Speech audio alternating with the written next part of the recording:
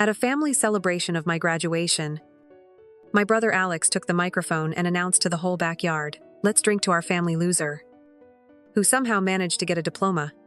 Everyone laughed. Mom smiled, as if to say, Alex was just joking. I also faked a smile and said nothing.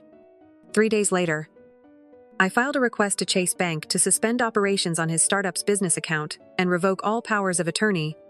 Everyone was in for a real surprise. I never thought that the graduation celebration would be the beginning of the end of our family relationship. But you can never predict such things. This day was supposed to be special in every way. I recently turned 22. I defended my thesis and simultaneously managed to spin up a small but profitable full-time business. It was a struggle. There were sleepless nights, wasted weekends, and missed parties, which I had long since lost count of. The backyard in our Westchester home looked like a picture from Better Homes and Gardens magazine. Mom had tried her best. White plastic chairs from the party rental store, lined up under string lights with warm LED bulbs. The tables were set with blue tablecloths from Target. The air was filled with the aroma of barbecued chicken and homemade mac and cheese casserole. Relatives I hadn't seen in years. Classmates. Neighbors. Even my old coach from high school, Mr. Peterson, shook my hand. For the first time, I felt that all the sacrifices and all this self-discipline were worth it. Somewhere between the second round of toasts and the cutting of the cake, my brother moved toward the microphone. He had that swagger he used when he wanted to be the center of attention. I thought he would say a few warm words, maybe bring up something from our childhood. Instead, he raised his beer and said loudly, "Let's drink to the family loser who somehow managed to get a degree." The air seemed to split in half. Some of the guests laughed. Some froze in awkward silence. Most, however, joined in the laughter. Just the usual brotherly teasing. Some looked at me with a grin, as if confirming that there was some truth in every joke. Mom at the grill smiled and waved her hand. "Oh, come on. Alex was just joking." I smiled too. But inside, I was going over the reality behind his little show. Alex is 29 and has no college education. He has never held a job for more than 8 months. He is one of those who endlessly talk about how they will soon get rich, while borrowing money to pay the rent. For the past year, I have been trying to pull out his next brilliant idea, a startup that he swore would definitely take off. I even agreed to open a joint business account at Chase. I thought maybe this time he would succeed. I let a lot of things slide. Missed deadlines. The fact that he never worked as hard as I did.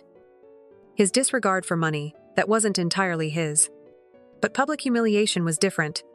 It wasn't just a bad joke. It was a reminder. In his eyes, I would always be the little brother who just got lucky. No matter how hard I worked, I didn't say anything to him that night.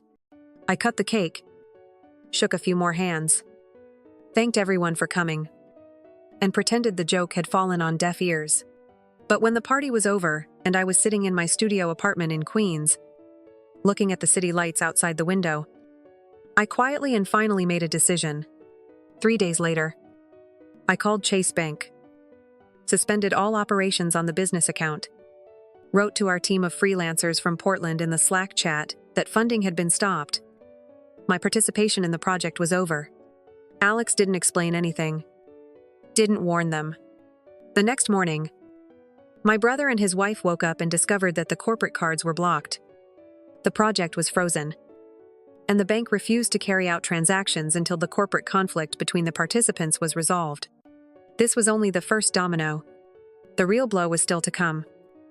And they had no idea that it would fall right on their doorstep. At 8:12 a.m., Brother Alex showed up on my phone. He usually called in the morning to check on me, which in reality meant calling with another request. But this was different. He called more than once. At 8:12, "Bye, Sue," and 8:17. Each time he waited for the voicemail. By 8:20, the notification badge on my iPhone was glowing like an emergency light. I listened to the first one. The voice was sharp, confused, already on the verge of panic. Why was the account blocked? Why were the developers calling and saying that the work had been stopped? Why was the landing page on Squarespace unavailable? He said that I was complicating everything for no reason. I didn't answer. Let him sit in this uncertainty and at least once feel the consequences without my intervention and resolution. At 9:30, Mom called. This in itself meant that Alex had already run to her to complain. She didn't waste time on preludes.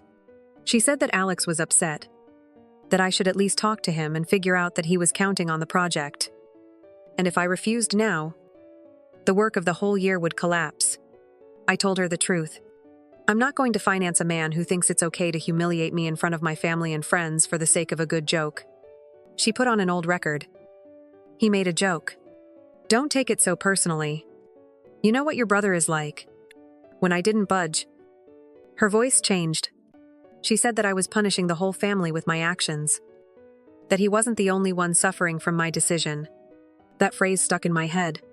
She didn't say that he was wrong. She didn't say that he should apologize.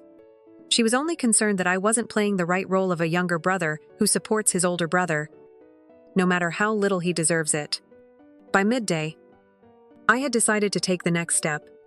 Alex and Natalie were renting a 2-bedroom apartment in Astoria, Queens, and I had been paying the $2.200 monthly rent for the past 14 months. It had started as temporary help while they launched their startup, but now, given how things had turned out, there was no point in continuing. I arrived unannounced. When he opened the door, he looked like he hadn't slept. Hair sticking out. T-shirt wrinkled. The air smelled of yesterday's coffee. In the living room, Natalie was sitting on the couch with a laptop. Papers scattered around. Apparently trying to save something. I didn't sit down. I said directly, starting next month. Pay the rent yourself. No more Venmo transfers from me. None until we get back on our feet. The deal is done. He was silent for a second. He just looked at me as if I had spoken Chinese. Then the excuses came pouring in. It was just a joke. I was overreacting. I should have realized he didn't mean anything like that. In the end, he accused me of being petty, saying that because of a few words. Years of brotherhood were ruined. I said, "We are no longer partners in business or finance. You can spin your startup any way you want, but only with your own money. I don't care if you have to cut expenses. Look for a job, or close shop altogether. It's not my problem anymore." He pulled out his last trump card, said that I was abandoning him, that I wasn't thinking about my family. I didn't even answer. I just turned around and left. On the way to my Honda, I felt neither guilt nor regret, just something akin to relief. For the first time in years, I didn't have to carry his weight on my back. But if I thought that was it, I was sadly mistaken. The following week, my parents called and invited me to a big family dinner. It was important, they said, that everyone attend. They didn't say that Dad had already talked to Alex. And when it came out, it stunned more than just my brother. The whole evening turned into a real disaster. When Mom invited us to a big family dinner, she tried to make it sound casual, like a regular Sunday get-together. When everyone gathers around the table, passes a dish around, and half the conversations are about anything but the main thing. But her insistence that I had to come made it clear right away that it wasn't just about the dinner. It was a trap. I considered not going. I knew the scenario by heart. They would downplay what Alex had done, call me too touchy, and try to force me to unfreeze the account and pay for his apartment again. But part of me wanted to see how they would get out of it. When I walked in, the table was already set. Mom had gone all out. Roast chicken from the oven. Mashed potatoes drowning in gravy. Her signature garlic bread that could fill 2 rooms with aroma. The lights in the dining room were bright.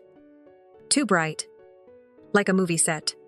Dad was sitting at the head of the table with a glass of iced tea, looking unusually serious. My brother and his wife Natalie had already settled down opposite, whispering, but straightened up when they saw me. For the first 20 minutes, they chatted about nothing. Mom asked about my work, then quickly jumped to the neighbors next door. Dad mentioned a leak in the garage roof. Alex casually tried to joke about traffic on the BQE. But I felt the air thickening.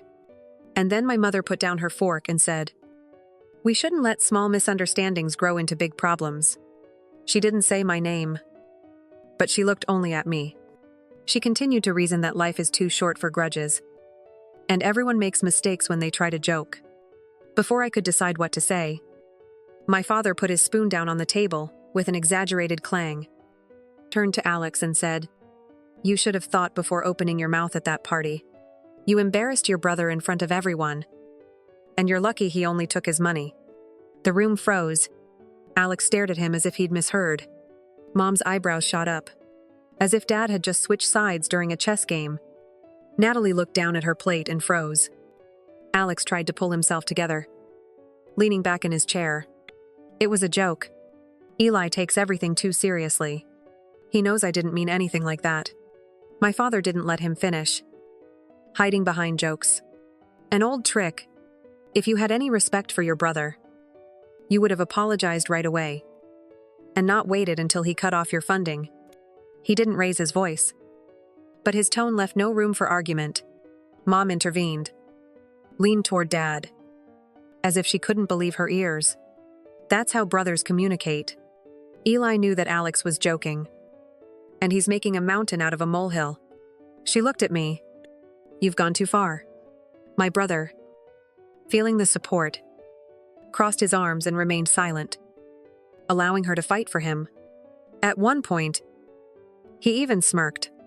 Everything was going according to plan, except for Dad's unexpected position. I didn't react. There was no point. They had already decided. The problem was in me, because I had stopped playing the assigned role. So I pushed the plate away, stood up and said that I would not make excuses again. As I walked to the door, there was heavy silence in the room. I did not look back. I thought that this would be the end of the family intervention, but I underestimated them.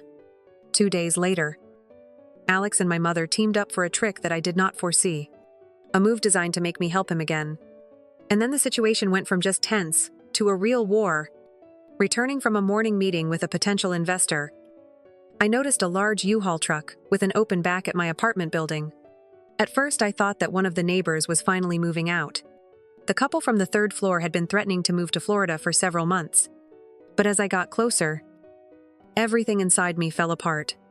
My brother was standing at the back of the truck, ordering the movers around like he was in charge. His wife was standing on the sidewalk with a cardboard box labeled kitchen and that forced smile people put on when they're trying to pretend everything is okay. I approached slowly. Alex noticed me and broke into a smile, as if it were a surprise party. He clapped his hands. "Great. You're just in time.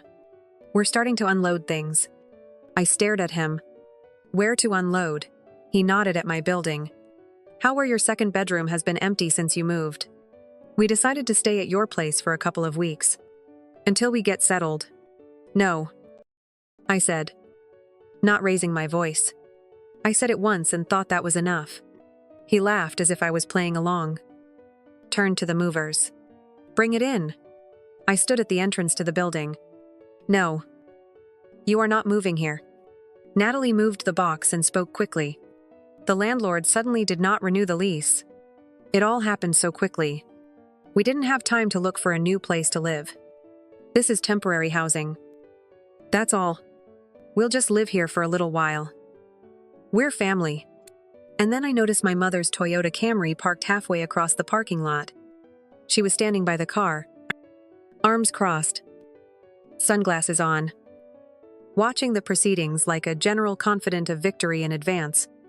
So it wasn't desperation. It was planned. I turned to my brother. "This won't happen." He tried to play on my pity. He said I was cruel, that they had nowhere to go, that they had a child who didn't deserve to be on the street.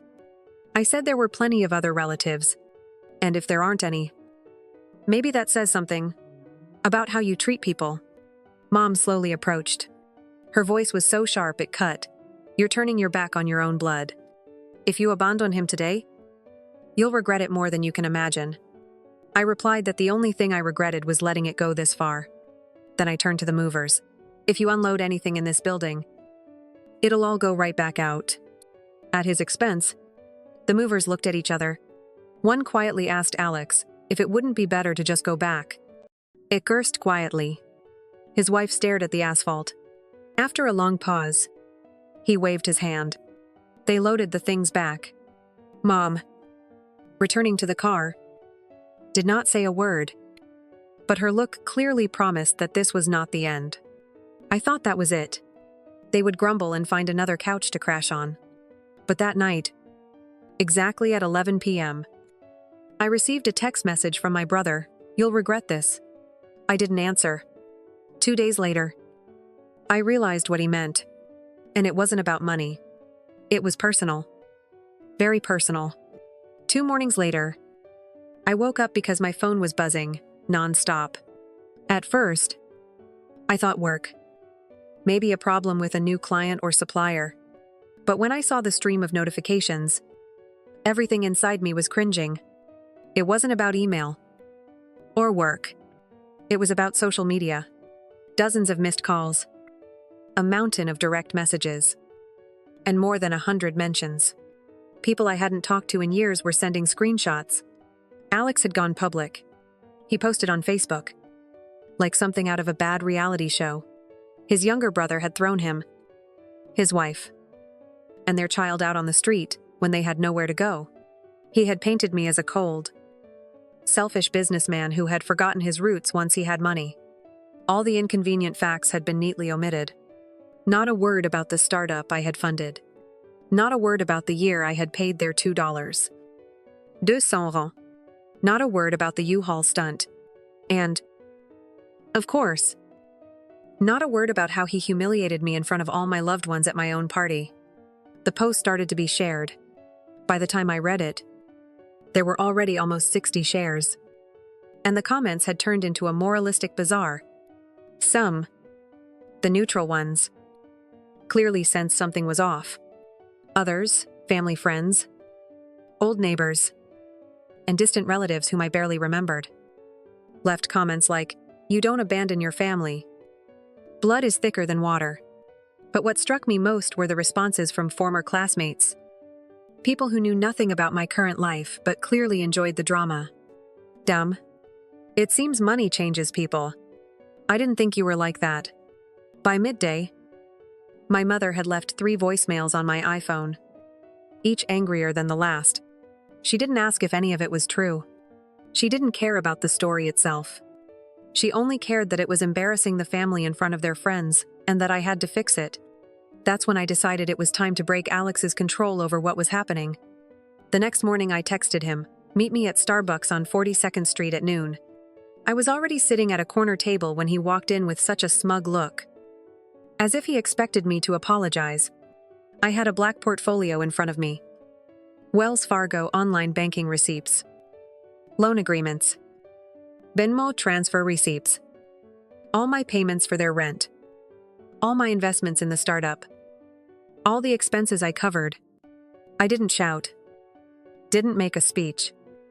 I just pushed the folder across the table and said, "If you don't delete the post by the end of the day and don't publish a retraction, I will send copies of these documents to everyone who shared it, relatives, friends, investors, everyone." At first he smirked, as if to say, "You wouldn't dare." But then I pulled out my iPhone and showed him the completed draft email with scans of the payment receipts. His expression changed. The smugness evaporated. That same evening, the post disappeared from Facebook without a single word. No apology. No explanation. Just disappeared. I thought, maybe this is where it all ends. That we've finally reached the point where he'll back down. I was wrong. Because the following week, it was I who made a move that Alex had not expected. A move that did not simply close the chapter. It locked the door behind it. A week passed without a single word from my brother. No calls. No messages. Not even his usual sarcastic posts. The silence seemed unnatural, like the air before a thunderstorm. I knew him well enough to know that he was either sulking or quietly preparing a counterattack. But the thing is, I didn't care anymore. I had already decided what to do next. That Friday morning, I was sitting in a lawyer's office in Midtown Manhattan and signing the final documents to invest $50, 0 inches my friend Kyle's project. We had met in our sophomore year. Kyle wasn't a leech. Didn't make big promises. And didn't play the victim when the going got tough. He spent the last 2 years building a tech platform at his own expense, working night shifts at an Amazon warehouse to finance development. Every time we talked, he talked about work, not seeking attention or pity. A few months ago, he asked if I wanted to become his partner. I said no. The money was tied up in Alex's project. Now that my resources were free, I wanted to invest them where they would actually create something worthwhile. When the ink dried on the convertible note agreement, I felt a calm I hadn't felt in months. That afternoon, I called my father to see if he wanted to meet for coffee. We were sitting by the window at a local diner, and I pushed the signed agreement towards him. He read it carefully, put it aside, and said, "Good. At least it will go to someone who deserves it." By evening, the news reached Mom. Apparently, Dad had shared it after all. Alex had already found out from her. Soon she sent 2 voicemails in a row. Both about the same thing: I was humiliating my brother by supporting a stranger instead of helping him recover. She called me vindictive and said I was making a fool of my brother in front of the whole family. An hour later, Alex texted me, "Wow. Looks like you really did give up on me." I didn't answer. That evening, I sat in my apartment, looking at the contract with Kyle's name on it, and realized what I should have realized years ago. Blood is not enough. You can be related and not be family. And once that becomes obvious, there is no going back. For the first time, I finally accepted it. It had been almost a month since I had cut off my brother's rent payments and called it quits. The weeks that followed felt different. Like I had finally gotten rid of the background noise that had always been there without me realizing it. No sudden calls asking for help. Nah, sarcastic messages. No attempts to manipulate me through Mom. Kyle's project developed faster than either of us expected. We had just finished beta testing, and the feedback was enough to arrange a meeting with a major VC firm. For the first time in a long time, every dollar and every hour invested in something seemed really important. And then on Tuesday morning, a message came from an unfamiliar number. "Check your mailbox. You might be interested." I didn't know who A was. No profile photo. No context. But I went downstairs. And sure enough, there was a thick, unmarked envelope in the mailbox. Inside were printed screenshots of Alex's correspondence with 2 of my old business contacts. The further I read, the slower I turned the pages. My brother was trying to convince private investors to restart a project we had once worked on together, only in his version. It was entirely his idea. My name disappeared from all the documents. The pitch deck even claimed that he himself had developed and financed the early prototypes and mock-ups, the very ones I had paid for and ordered through my network. The worst thing was that he had attached the original sketches, my intellectual property.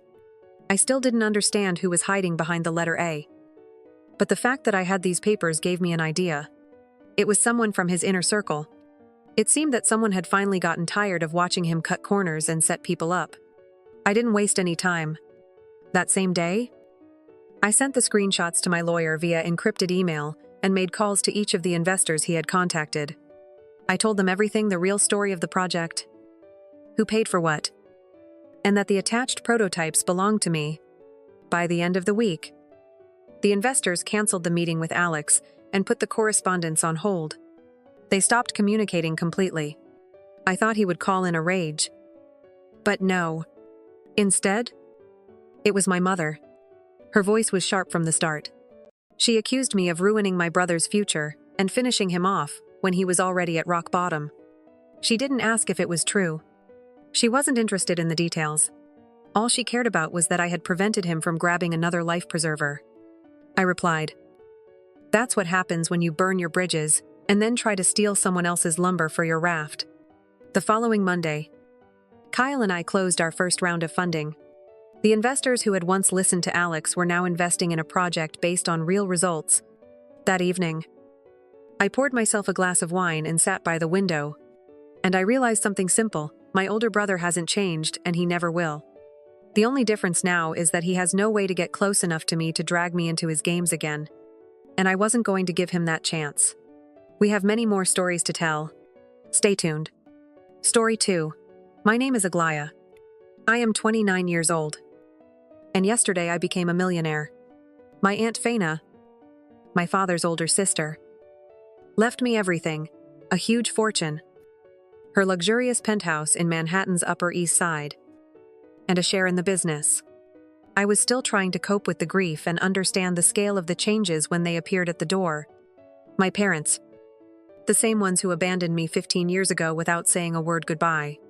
They smiled, as if those long years of separation had never happened. "We are your guardians now," my mother sang sweetly.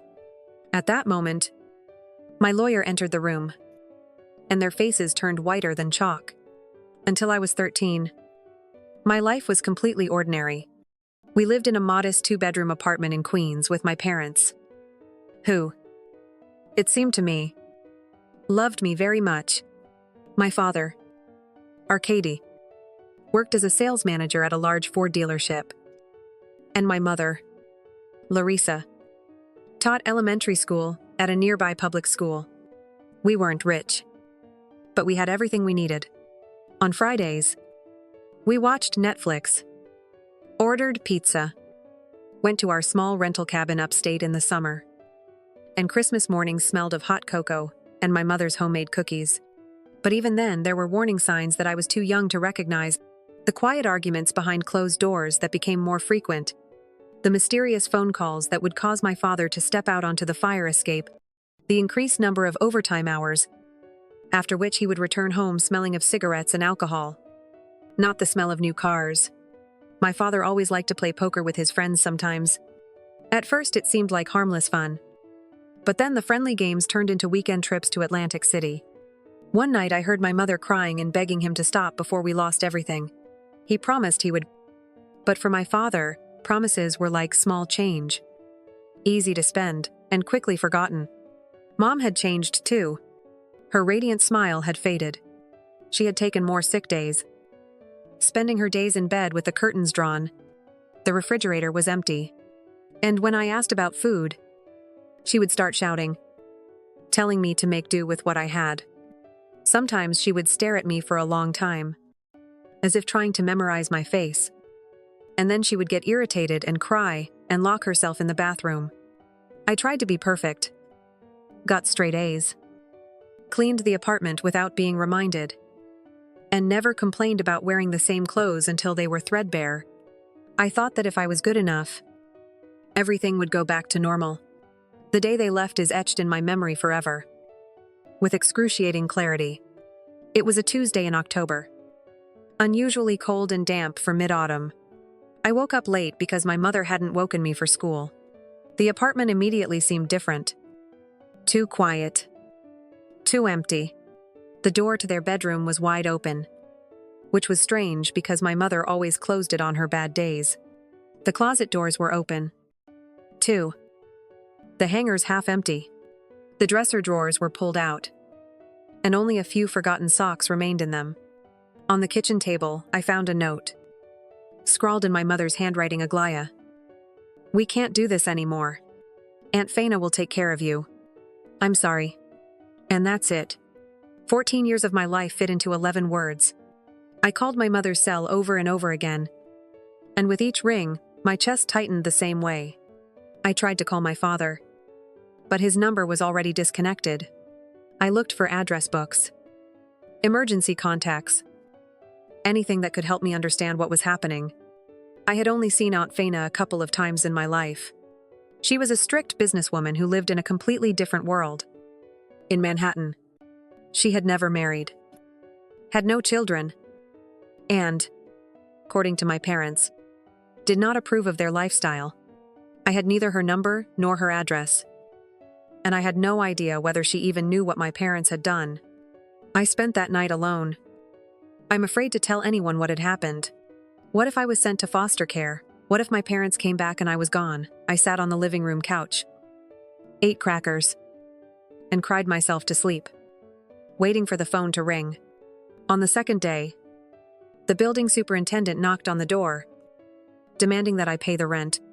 When I said that my parents had left, he looked at me suspiciously and muttered something about Child Protective Services. On the third day, I finally called the school counselor, who immediately contacted social services. The caseworker who arrived, Sandra Williams, was a woman with kind eyes and a voice that resembled a warm blanket. She made calls, pulled some strings, and somehow miraculously found Aunt Faina through a private investigator. Your niece was abandoned by her parents. I heard Sandra say into the phone, "It's either you or foster care." There was a long pause. I know it's sudden, but she has no one else. Yes. Tomorrow morning would be best. She can't stay in the apartment alone one more night. Aunt Faina arrived the next day, in a shiny black Mercedes that looked out of place in our modest Queens neighborhood. She was wearing a formal gray Armani suit and a pearl necklace, and her hair was pulled back into a tight bun. The expression on her face when she saw me was neither joyful nor even pitiful. It was determination mixed with resignation to fate. "Pack the bare essentials you can carry," she ordered. Her voice was clipped but not angry. "The rest will be handled by a moving company later." While the caseworkers dealt with the paperwork, I filled one suitcase with clothes and stuffed photo albums and favorite books into a backpack, leaving behind my childhood room with its glow-in-the-dark, stars still stuck to the ceiling. The drive to Aunt Faina's penthouse took only an hour, but it was an hour that separated my entire past life from my future. She barely spoke, only asking if I was hungry, while we sat in Manhattan traffic. I stared out the window, watching my world literally disappear in the side mirror. The guardianship process was complicated. There were court hearings, interviews with family court judges, new social workers, and psychological evaluations. And all the while, Aunt Faina remained steadfast, if not particularly warm. She hired excellent lawyers from a top Park Avenue firm and never once mentioned sending me anywhere else. Even as the process dragged on, my parents never showed up for a single hearing. The court tried to find them in order to formally terminate their parental rights, but they seemed to have vanished, as if they had never existed. Moving into Aunt Faina's penthouse was like emigrating to another country. Her massive home overlooked Central Park and resembled a museum rather than a living space. My new room was larger than our old apartment, with heavy silk curtains and an antique four-poster bed that made me feel like a character from a period drama. The rules were many and strictly observed. Breakfast at 7 sharp. Beds made before school. No outdoor shoes on the hardwood floors. An hour of piano practice every day, regardless of talent. Homework done at a desk, not on a bed or couch. At least one current event and one personal achievement discussed at dinner. No TV on weeknights.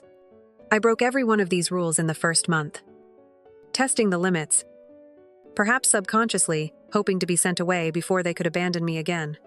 But Aunt Faina never threatened to get rid of me. Instead, every infraction had its logical consequence. Late for breakfast meant going without, with a reminder that the kitchen closes at 7:30. Not doing homework meant weekend plans were canceled until assignments were completed to her satisfaction. However, behind her stern exterior, I sometimes noticed something unexpected, like when she found me crying over my parents' wedding photo, and instead of scolding me for dwelling on the past, she silently handed me a Kleenex and sat next to me until my tears dried.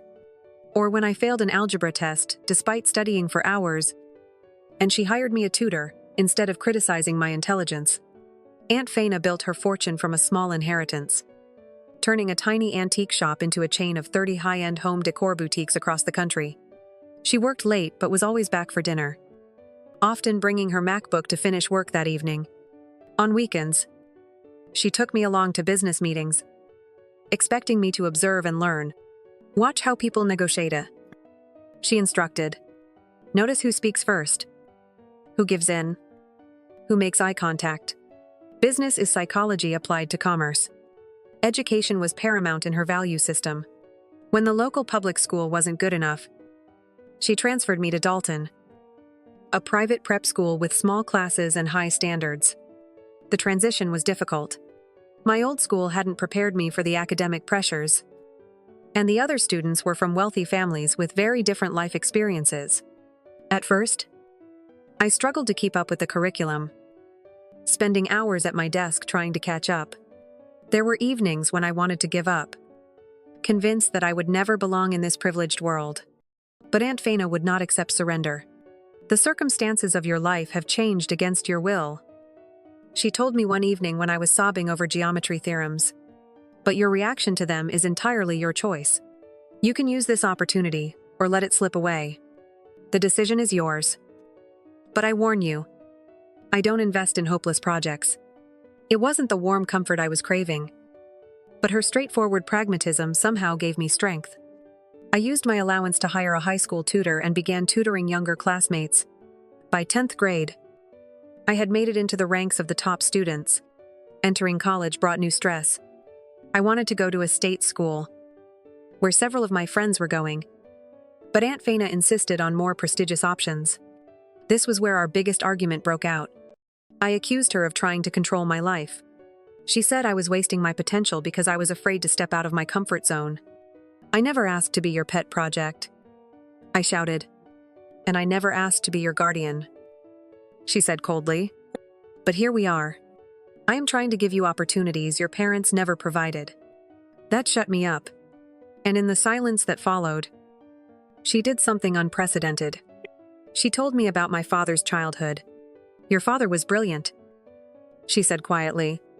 He could solve complex math problems in his head. But our parents couldn't afford to send him to college. Instead, he went to work at a gas station while I got a scholarship to Columbia. He resented that for years, and he started gambling to get rich quick. Since education was out of his reach, I'm trying to break that cycle for you.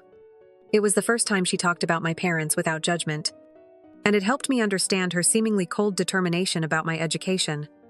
I ended up going to Columbia University, majoring in economics. Aunt Faina paid for my education without complaint.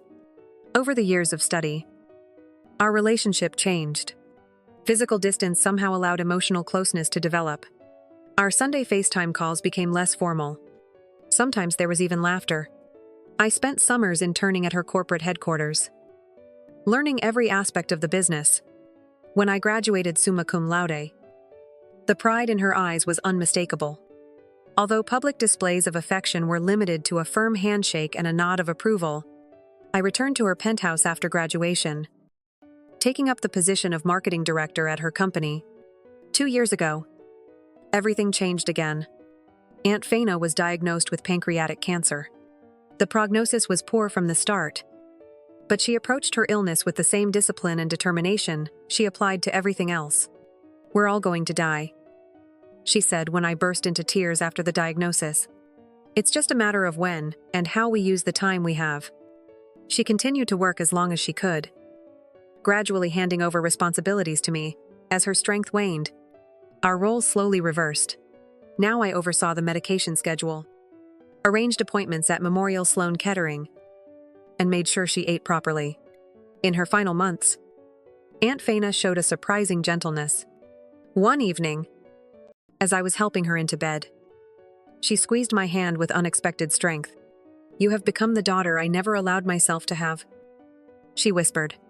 "Taking you in was the best decision I ever made." She died quietly in her sleep 8 months after her diagnosis. Her funeral was small, standing at the gravesite in Woodlawn Cemetery. I realized that she had become my true parent in every sense of the word. The grief was overwhelming. The penthouse rang with emptiness. But I continued to run the business as she had taught me, honoring her legacy with action, not just feelings. I never expected to see my biological parents again. But the day the will was read changed everything. 3 weeks after the funeral, I received an official letter from Robert S. Whitman, the attorney who had handled Aunt Faina's affairs for more than 30 years. The reading of the will was scheduled for the following Tuesday at 1:00 a.m. The letter mentioned that all interested parties would be present, but I assumed they were just business partners. Whitman was a distinguished-looking man in his 70s. His office on Park Avenue smelled of leather and old law books. I arrived early, dressed in a formal suit that Aunt Faina would have approved of. Whitman greeted me warmly and said that we had to wait for a few more people. I sat down in a leather chair, and a few minutes later, the door opened. Time stopped. My parents stood in the doorway. My father had aged greatly. His once thick hair had thinned and turned gray. His shoulders hunched under an invisible weight. My mother had changed even more, a gaunt face, dark circles under her eyes, and a smile that didn't reach them. "Aglaya," my father said. His voice was rougher than I remembered. "Look at you. All grown up." My mother reached out to hug me, but I couldn't return the embrace, frozen by the shock and the scent of her perfume, both familiar and foreign. "We tried to find you," she said. "We saw the obituary in the Times. We knew. Of course. That you were with Faina. Of course they knew. And they never sought to reconnect." Another woman, Faina's housekeeper Maria Santos, entered the room, nodded sympathetically at me, and sat as far away from my parents as possible. While we waited, they tried to make small talk. "We live in Florida now," my mother said. "The climate there is better for your father's arthritis." I nodded mechanically, unable to speak. A hurricane of anger, pain, and confusion raged inside me. Finally, Whitman cleared his throat and opened the folder. "We have gathered here to read the last will and testament of Faina Arkadyevna Kvostova," he began formally. "I will state the key provisions." My parents leaned forward, and their true purpose became crystal clear. "To my niece Aglaya Arkadyevna Voronina, I leave all my property, including the penthouse, a full share in the Kvostova Collection Company worth approximately $1 million, and all liquid assets totaling $2.035 million. The room was silent. I was stunned by the scale of the inheritance. "Excuse me." My father coughed. "Is there anything else? There are some small provisions for employees and charities." Whitman replied, "But the main estate goes to Aglaya." My mother's smile became strained. "Well, this is a huge responsibility for such a young woman," she said. "Fortunately, as her parents, we are able to help. From a legal standpoint," my father added with mock nonchalance, "since our parental rights were never formally terminated, we remain her legal guardians. We would be happy to assist in the management of these assets." Panic shot through me. After 15 years of silence, they wanted control of my fortune. I opened my mouth, but Whitman beat me to it. "I believe there is a misunderstanding regarding the legal status," he said calmly. "I propose we continue tomorrow at 2:00 p.m. When I have prepared all the necessary documents." My parents agreed and invited me to have lunch with them before the meeting. Before I could respond, Whitman stood up, signaling that our conversation was over. The door had barely closed behind them when I collapsed into a chair. "They can't have any rights, can they?" I asked. The lawyer's expression was grim. "Your aunt foresaw this possibility," he said. "Prepare yourself for a difficult conversation." I left the office in a fog. The childhood dream of my parents' return had turned into a nightmare. Despite everything, I agreed to dinner. I needed answers. We met at a Georgian restaurant that Faina had loved. They had already ordered wine. "You don't drink," I said, asking for water. Setting the first boundary. "We have to explain everything to you," my mother began. "We were in a terrible situation. I was deeply depressed. And your father had huge gambling debts. Dangerous people threatened us. We decided that you would be better off with Faina. She had money and stability. You had me." I answered quietly. That was all I wanted. Their story sounded rehearsed. After an awkward pause, my father changed the subject. "Faina has taken good care of you. But this estate is too much for someone your age. The taxes and legal issues alone are overwhelming. We could help you. We have learned a lot from our mistakes." My mother picked up. Interesting perspective from a man who abandoned his family because of debts. I noted. My father winced. What exactly are you asking for? I asked directly. They looked at each other, surprised by my directness. We're not asking for anything, my father said unconvincingly. We just want to be a family again. Although if you could help us get back on our feet, my mother added. That would be a blessing. Pay off the mortgage, the medical bills, about $120. 000 would change our lives. I leaned back in my chair. This solves your problems. What about mine? I asked. 15 years of nightmares and therapy sessions. What's the price of that? Their faces fell. You must understand, my father said sternly. Faina was my sister.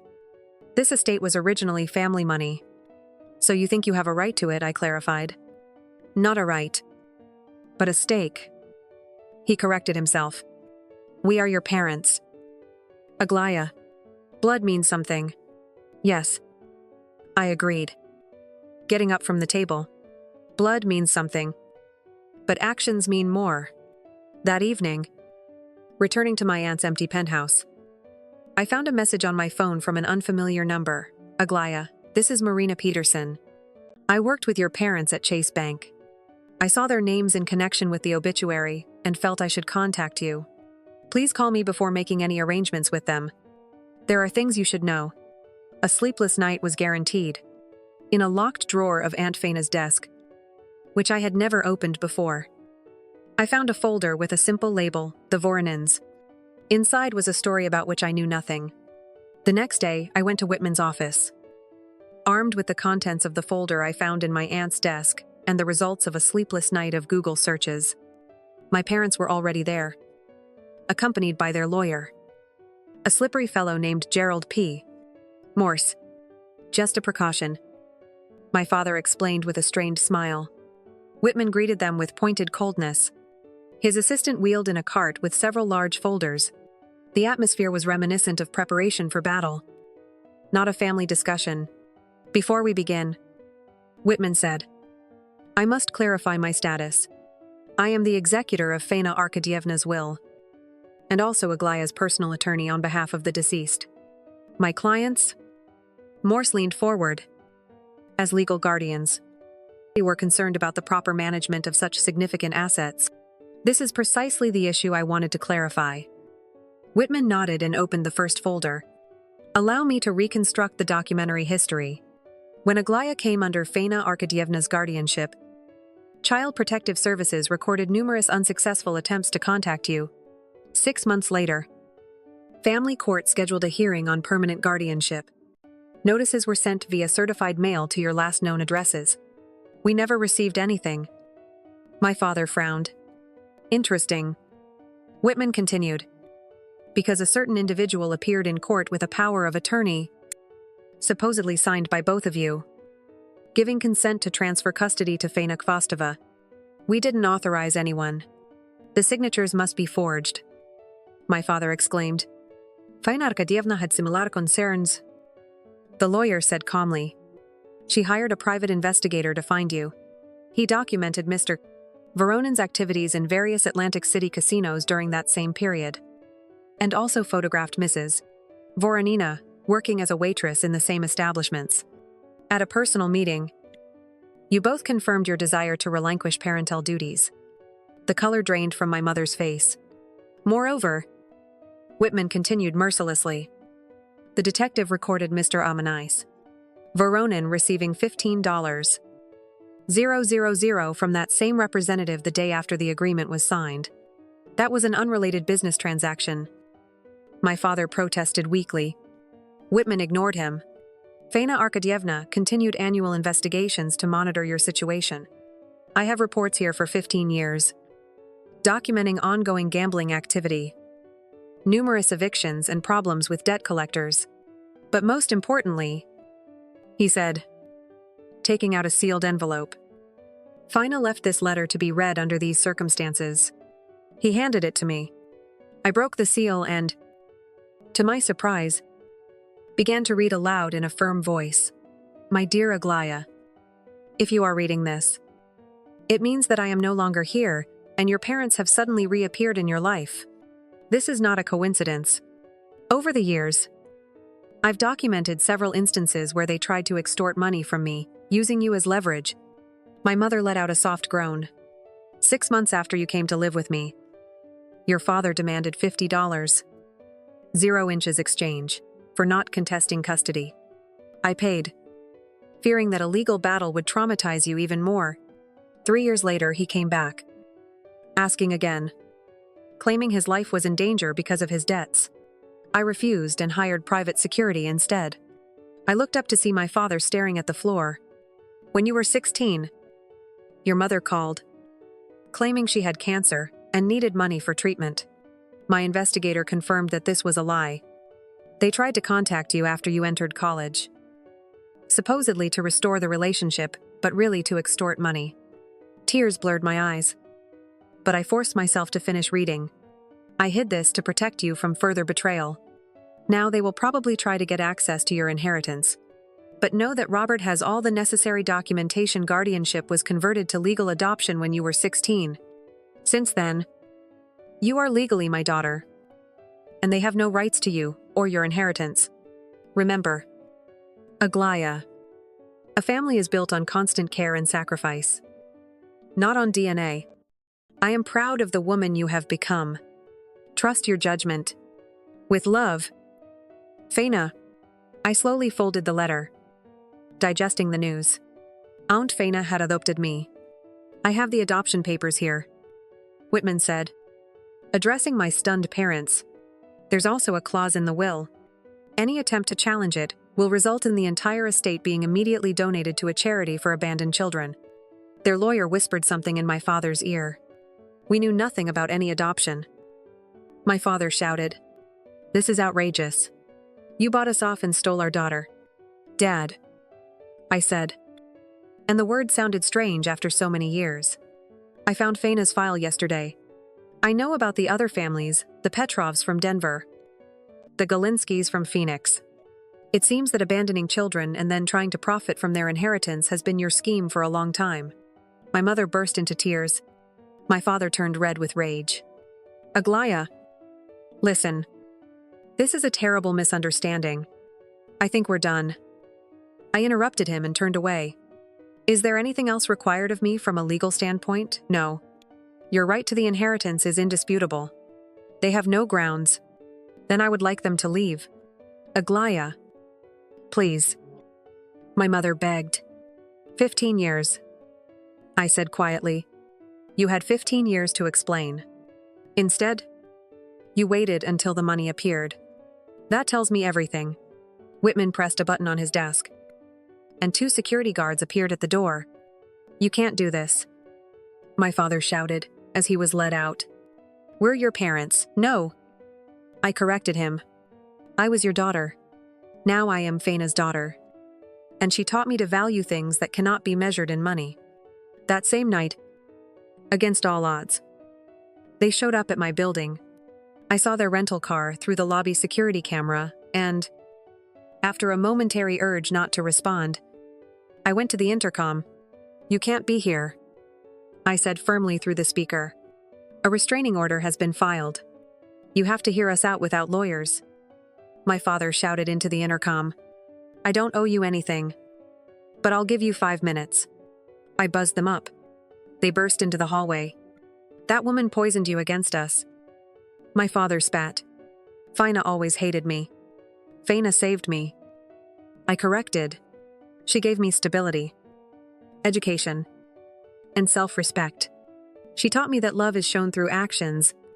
We loved you. My mother insisted. Then where were you? I was 14. I reminded them. My voice finally broke. I needed parents, not excuses. Do you have any idea what it's like to wake up and find that you've simply disappeared? We're here now, my father said in a pleading tone. You're here because Faina died wealthy, I stated. If she had died poor, you wouldn't have bothered to find me. Their silence was more eloquent than any words. At that moment, the elevator dinged. Building security, which I had called while they were on their way up, stepped out. This is not the end, my father hissed, grabbing my arm. Everything you do is being recorded, I said calmly, pointing to the security camera in the corner of the hallway. Faina had them installed years ago after your first attempt at extortion. His face went pale. Come on, he muttered to my mother. She's not worth it. Those words, which dismissed me as a mere inconvenience, confirmed everything. There was never any talk of reconciliation, only of money. After they left, I slid to the floor, completely exhausted. Later, wandering around the empty penthouse, I went into Faina's bedroom. On her nightstand, I found a small box that I had never noticed before. Inside were my report cards, photographs, newspaper clippings of my academic achievements, and underneath them, another sealed envelope with a glaya written on Faina's personal stationery. I have never been able to express my feelings. But facing eternity, I want to say directly what I should have said long ago. I love you, not out of duty, but for who you are. Watching you be so resilient, so smart, so kind has been the greatest joy of my life. I signed the adoption papers not just for your protection, but for my own peace of mind. I wanted the world to know that you are my daughter in every sense of the word. Be healthy, wise, and happy. Mom. That last word, never spoken between us in life, broke something inside me. That night I cried not for my parents who returned for selfish reasons, but for the one who never claimed this title, but fully deserved it. 6 months passed. They returned to Florida and no longer bothered me. I took over the business, modernized it with e-commerce and social media marketing, and founded the Faina Kvostova Foundation to help children who have experienced family separation. I finally accepted what couldn't be fixed and built something new. The question that had plagued me for 15 years, why did they leave, no longer had power over me. Their leaving reflected their limitations, not my value. Faina's decision to stay, to care, to just be there every day, was a much more important choice. Family isn't blood. Family is who stays. Faina left me a legacy far more valuable than money. She gave me an example of how to live with dignity and purpose. She showed me that love does not have to be spoken often to be felt deeply. Story 3, for Angela. Her husband's confession of infidelity hit like a bolt from the blue in their Denver suburb. And you're just telling me this now? She looked at Roger in bewilderment after he casually announced at dinner, as if they were discussing the weather, that he had another woman.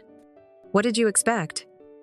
Angie smirked. Her husband, owner of the prosperous firm Rocky Mountain Industries. You know, I think we need to be honest with each other.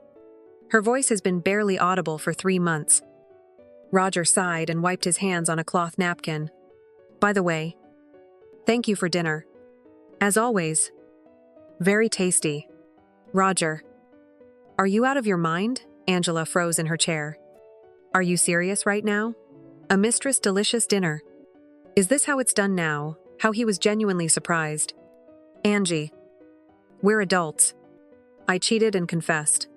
Dinner is delicious. That's not what I mean. Her voice broke. You're cheating on me and you're talking about it as if nothing happened. We've been married for 11 years. That's right. We were. The husband shook his head. Angie, I've decided everything. I respect you as a person. But as a woman, you're no longer interesting to me. I want a divorce. What divorce? She opened her mouth in amazement. Stop questioning my sanity. Roger flared up. Can't you hear me? I'm telling you quite clearly. We're getting divorced.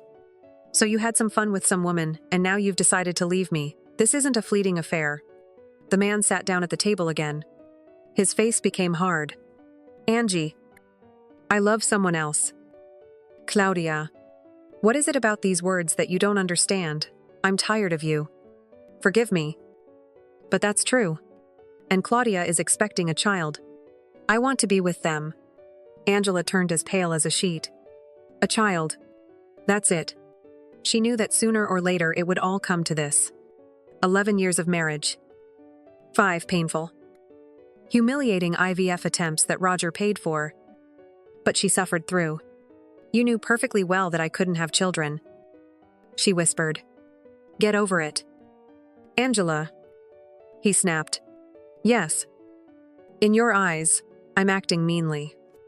But I need an heir. I want to continue my family line. And you knew it when you married me. He didn't even bother to soften the blow, adding with cold cruelty, and don't forget that you only got me to propose when you told me you were pregnant. I wouldn't have gotten married if it weren't for that. So, all these years, you've been lying to me outright. It's not my fault that I had a miscarriage back then. She cried out in despair. Don't blame anyone. He slammed his fist on the table. That's it. I said divorce only. From this day on, nothing binds us together. Where are you going? Angela cried out in fear as he stood up and headed for the exit. To Claudia's. He waved it off. There's nothing else for me to do here. What about the house? She suddenly froze. If we get divorced, we'll have to sell it and split the money. Why? Roger looked askance. I see you don't know the laws very well. The house is mine. I inherited it from my father. Inheritances aren't divided in a divorce. So, pack your things. But where would I go? There was real horror in her voice. You know I have nowhere to go. I sold my condo after the wedding to give you money for your business. You can sue if you want. He grinned. Just keep in mind, I didn't give you any receipt. Now it's impossible to prove what money the company was opened with. I'm the only founder listed on the LLC paperwork. So by law, you simply have no claim. I didn't rob you. His voice turned icy. You insisted. Besides, you've been living comfortably all these years. And how much did we spend on your procedures? Your condo sale wasn't even close to covering it. But we had a family. It was her last week protest. We had one. Angie. That's it. The conversation is over. If you want, hire lawyers.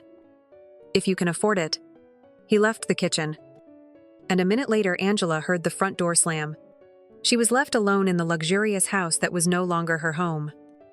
In a silence that was deafening. 11 years of life, love, hope, disappointment were erased in 20 minutes of a cold business conversation. She, a 38-year-old woman without a job, without a home, and without a future, sat with her head in her hands when the iPhone rang shrilly in the silence. She didn't want to answer, but the call was insistent. Hello, she said lifelessly. The voice on the other end was dry and official. Yes. This is attorney calling. Felix Stevenson. Is it convenient for you to talk, yes? Well, who are you looking for? Are you related to Evelyn Patricia Wilson? The voice asked. Angela froze, trying to remember. Great Aunt Patricia. My grandmother's sister from some remote town in Montana. She's my great aunt. She answered. But I haven't seen her for 20 years or more. Your relative passed away some time ago. I'm calling about something else. The thing is, according to Mrs. Wilson's will, you are her sole heir. You can come to my office today to read the will of the deceased. What? Angela was taken aback. The heir, but that's some kind of mistake. She had a son. I think. The deceased has no living relatives left. The attorney said crisply. She made a will in your name. I'm just executing her last will. And what did I inherit, Angela? Perked up? Feeling something other than pain and humiliation for the first time in the last 24 hours. When you come, I'll tell you everything in detail. This is not a phone conversation. The attorney replied and gave her the address. An hour and a half later, Angela was standing in front of an unremarkable door in a downtown Denver office building. Who would have thought? She thought that my aunt would leave me something. Vague childhood memories surfaced. A remote Montana town. An old house on the very edge of the forest. Did she really bequeath her cabin to me? Oh, if only there are no debts. In principle. Even a wreck in the wilderness could be sold. And she would have some money now.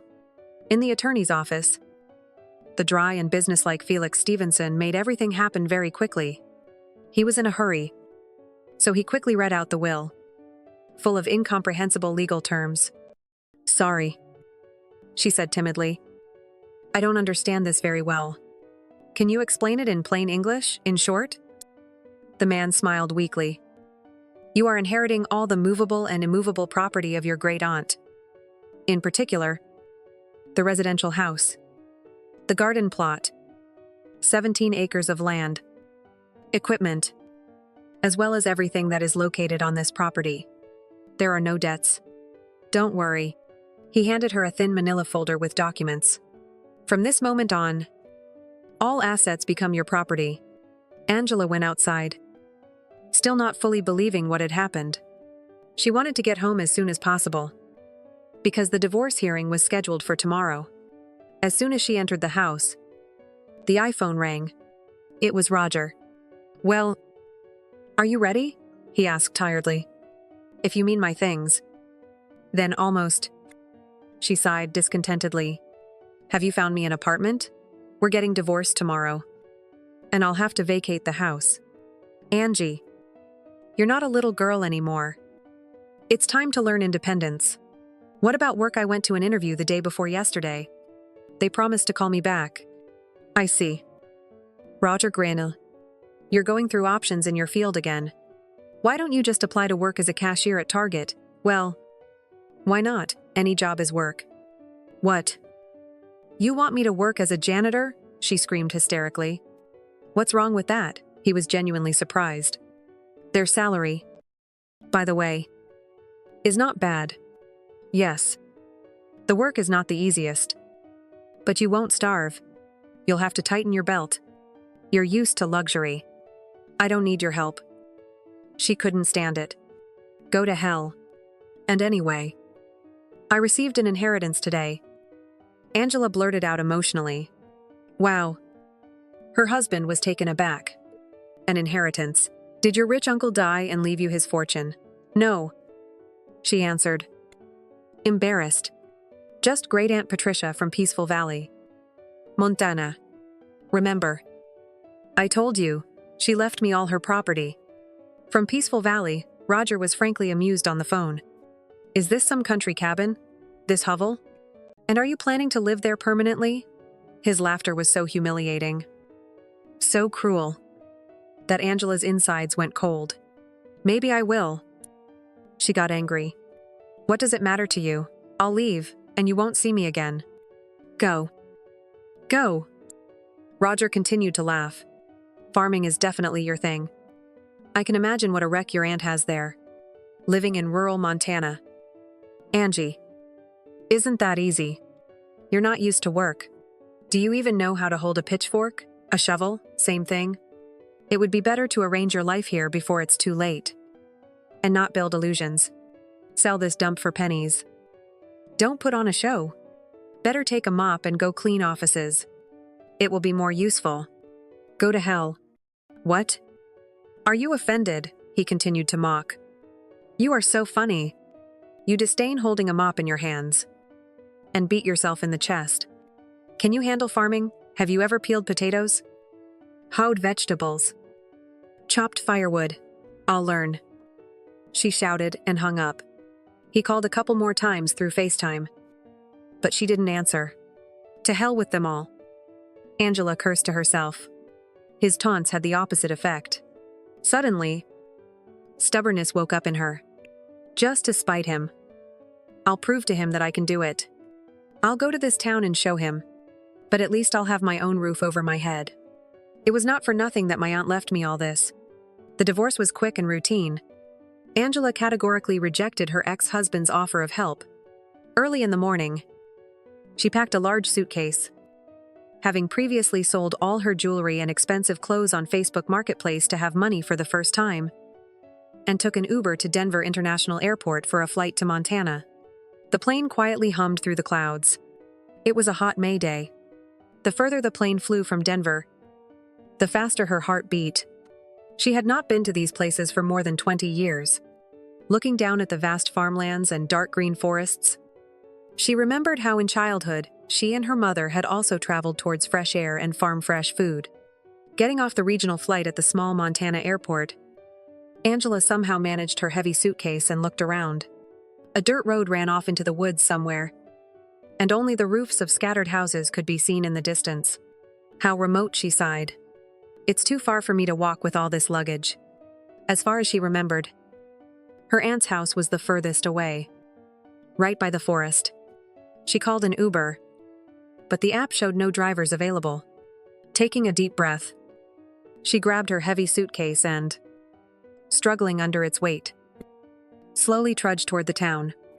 But why couldn't the shuttle have dropped me closer to town? She grumbled under her breath. It feels like this place is telling me I don't belong here. About a mile later, sweating profusely, Angela was cursing everything in the world. Now, Roger's words did not seem like nonsense to her. She had time to regret 1,000 times that she had not agreed to his conditions. Now I would calmly be cleaning offices somewhere. And then I would go to a tiny studio apartment. I'm so thirsty, she thought. Why am I such a fool? I'm dragging this heavy suitcase. And I didn't even bring a water bottle. The road smoothly led into dense forest. Angela greedily inhaled the smell of pine trees and wildflowers, and here a small bridge appeared. She dropped her suitcase and sat on it. The sun was mercilessly beating down. All the moisture seemed to leave her body. She was on the verge of despair, ready to burst into tears from helplessness and thirst, when from somewhere far away a mechanical sound was heard. A truck or tractor. She rejoiced. Thank God. Seeing a blue pickup truck approaching in the distance, the woman began waving her arms desperately. The sound grew louder, and now she could make out not only the truck, but also the driver, his baseball cap tilted to the side. Finally, he drew level with her and, flicking his cigarette onto the road, turned off the engine. Are you lost? He grinned. You're not from around here. I can tell. Sorry if I bothered you, Angela said breathlessly. Can you give me a ride to town? I'll pay through Venmo. Oh. City girl. The guy laughed. Well? Hop in. If you don't mind riding in a work truck. Wow. That's not a light suitcase. Who are you visiting? To live? Angela smiled. To live. The man jumped out to help with her bag. That's unusual. Most people are leaving small towns these days. I inherited it from my aunt. She lived here. In Peaceful Valley. Evelyn Patricia Wilson. What? The guy opened his mouth in surprise, loading her heavy suitcase into the truck bed. Aunt Patricia. Then you're her niece. Of course I know her house. I helped build it myself. Build, thought Angela. Probably repaired a barn or something. My name is Tyler. He introduced himself. And mine is Angela. That's a beautiful name. Where exactly are we going? Angela, the furthest house by the forest. Yeah. That one. Tyler handed her a cold water bottle from a cooler. Angela greedily drank. And it seemed to her that she had never tasted anything better in her life. Have you lived here all your life? She asked, quenching her thirst. Yes. Tyler lit a cigarette. My parents passed away, and I'm doing fine here. I have work, skills, and common sense. It's tough for people with drinking problems everywhere, and your Aunt Patricia did a lot to help this whole area survive. But then she passed away last fall, and everything immediately started falling apart. How so? I don't know anything about what she was doing. Don't you know? The man looked at her intently. I'm telling you. We haven't kept in touch for 20 years. Yeah. He drawled. There's an agribusiness company here. Trans Mountain Harvest. They're buying up land. And the owner, Gary Peterson, has very serious plans for your property. There's so much land there. 17 acres. He tried to persuade her, but she wouldn't budge. What kind of house is that? Angela was surprised. I remember the cabin being really small. Well, we'll be there soon, Tyler said. The truck confidently climbed the mountain road. And as soon as they reached the top, Angela saw a tall stone wall, buried in blossoming apple trees. Well, here we are. Tyler turned off the engine, where the woman looked at him in surprise. How? Where? This is your house? She couldn't believe her eyes. It was a completely different place. Gray stone walls, large wrought iron gates. And in the depths of the property, a bright metal roof could be seen. You said yourself that you haven't been here for a long time. They started building this house about 15 years ago. She made good money then. It took 2 years to create all this. Angela took out a set of keys and unlocked the electronic gate. The view before her left her in shock. A wide paved path led into the property, ending at the porch of a tall log house. This was not the cabin she remembered. Massive dark logs were assembled into a 2-story house with a large loft. Wow, she breathed. This is a real estate dream. So where did your aunt get such money? You didn't know your aunt very well, sighed Tyler, carrying her things into the house.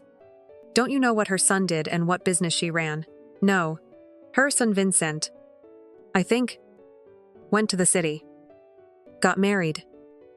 I had a business, so he built everything here for his mother. He decided there was no point in wasting such property, and organized Wilson's mountain retreat. There are guest cabins behind the main house. And Aunt Patricia turned out to be a very talented entrepreneur. She organized real ecotourism here. But her main income came from mushrooms. From mushrooms, she went to the forest. No. Tyler grinned and pointed to a large building in the depths of the property. Your aunt had a whole mushroom farm over there.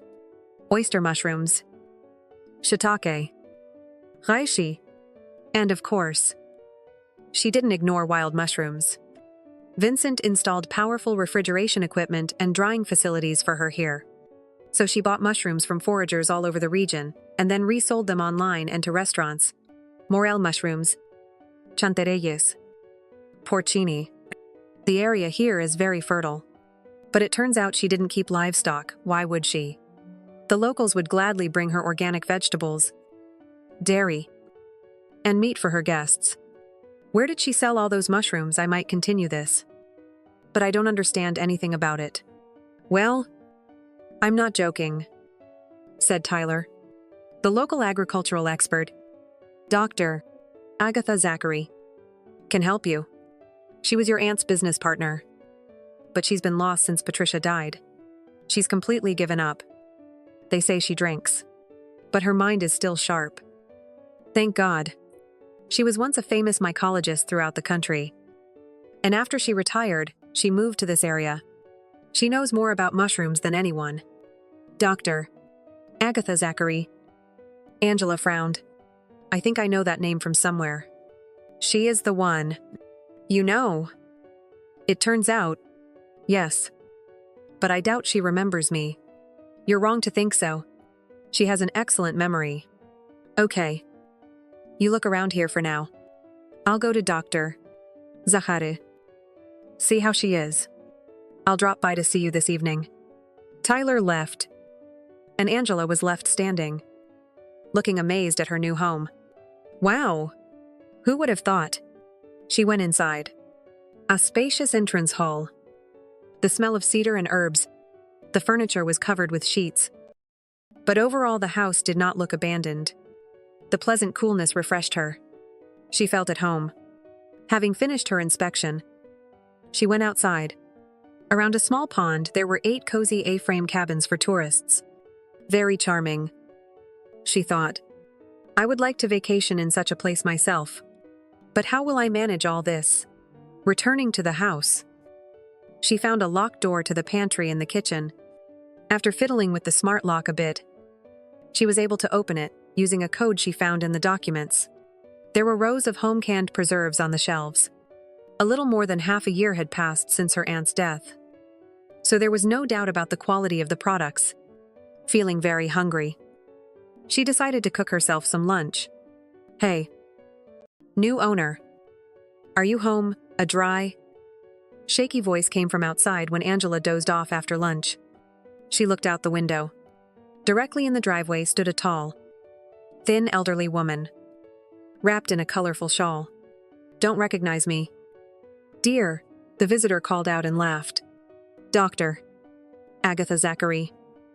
Angela exclaimed in surprise, recognizing her aunt's former partner. That's me. And you? Little Angela. How grown up you are. Tyler told me that you're the boss here now. I didn't even believe it. Although Patricia said that she wanted to leave everything to you. What are you standing there for? Come in. Let's have some coffee. Why not come in? The old woman shuffled into the kitchen. Actually, I'd prefer something stronger. But I'll be glad of coffee too. Well, I'm surprised, to say the least. The hostess smiled. I didn't think that my aunt had a whole resort business. Oh. Rest her soul. Patricia. The old woman sighed. She was a remarkable woman. It was me who advised her to take up mushrooms. In 5 years, our revenue grew to hundreds of thousands of dollars. And then there was nowhere to put the money. So she created a real retreat for people here. A retreat for locals. The old woman waved off. People came from all over the state to forage for morels and chanterelles. She bought up everything and paid well. That jerk Gary Peterson doesn't even pay half that price. The season is starting now, and the locals will feel the difference right away. Think about it. Angela. Patricia gave our peaceful valley the opportunity to survive. Well, I don't understand anything about this business. Don't be afraid of work. The old woman interrupted. The people here are good. If necessary, I'll teach you everything. And if you get discouraged, then you'd better immediately agree to Gary's offer. He'll come running to you tomorrow. It's your choice. But if you don't give in to his pressure, but are a worthy heir, then you'll quickly understand that it's pleasant to live with purpose. And kindness always returns. Angela walked the guest to the gate. The old woman's words stirred something in her. Doctor. Zachary. She caught up with her. I agree. Let's try to revive Aunt Patricia's business. All my life I was afraid of responsibility. But now I feel good here. I feel that this is my place. How spirited you are. The old woman laughed. I like it. Okay. Get some sleep. And I'll come in the morning. I won't even drink today. I promise. The next morning. Doctor. Zachary came transformed. Her shoulders were straightened. There was a sparkle in her eyes. Together they got to work. The old woman gave Angela all the money that her aunt had left with her, to buy everything necessary and to pay the workers. 2 weeks later, when the work was already in full swing, Gary Peterson came to see her. He was a relaxed man of about 50, so I was wondering who had settled here with us. He greeted her. I want to talk about buying this property. I'm not going to sell anything.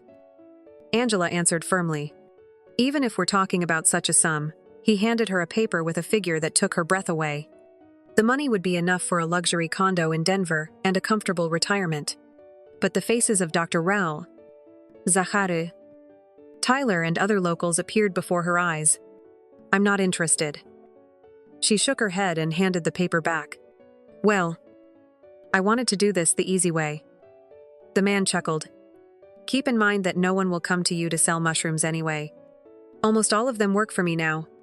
I can easily give them an ultimatum. Don't listen to him. He's bluffing, said Tyler, appearing at just the right moment. The local people will bring you so much that you'll have a year's worth of income. You can't scare them like that. In mid-August, a real boom began.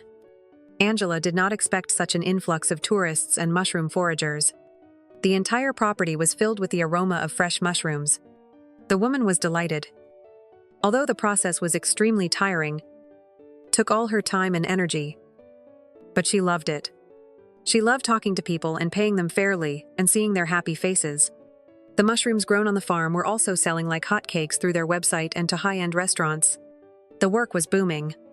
Angela. Tyler shouted to her one day. We got a reservation request through Airbnb. A married couple. The husband and wife want to come for the weekend. Look. Angela checked her phone. Yeah.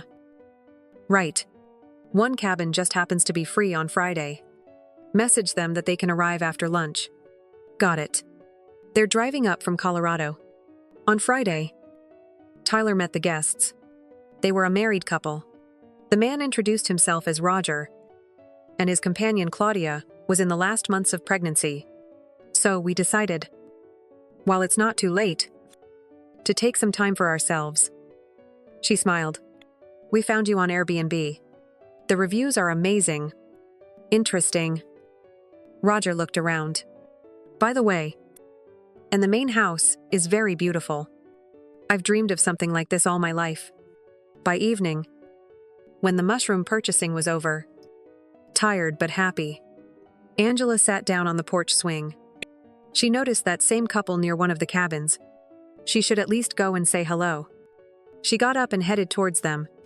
Hello, she called out to the guests. I hope everything is comfortable for you. Roger stopped short. Angela, how are you here? Do you live somewhere nearby? I was planning to look you up tomorrow to visit. Do you work here?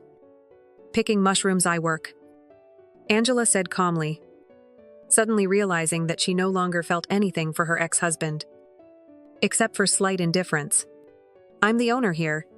I'm glad to see you. You look good. And congratulations on the baby. Tyler said that you wanted to talk to me. To find out something about the house. The house, Tyler, the guy who checked us in Noe. He got something mixed up. I wanted to talk to the owner. So, I'm listening to you. Angela answered with a slight smile. Stop yoking. Angie, I'm not in the mood for jokes. I am the owner of this house, this property, and this business. Her voice sounded even and confident. What exactly were you interested in? Wait. Are you kidding? Roger was taken aback. Where did all this come from? You were leaving for some miserable homestead that your aunt left you. This is that homestead. Angela laughed, and there was no bitterness in her laughter. Only light irony. I remember how you laughed at me for a long time and tried to talk me out of coming here. It's just that sometimes dreams come true. Especially if you stop feeling sorry for yourself and work toward a goal. So don't be surprised. It's largely thanks to you. After all, if it weren't for your push, I probably would never have come here at all. Now, I won't keep you any longer. Have a wonderful stay. Angela proudly raised her head and, her hiking boots clicking on the stone path, briskly walked back to her magnificent, prosperous mountain retreat, leaving her ex-husband standing with his mouth open in the middle of her thriving estate.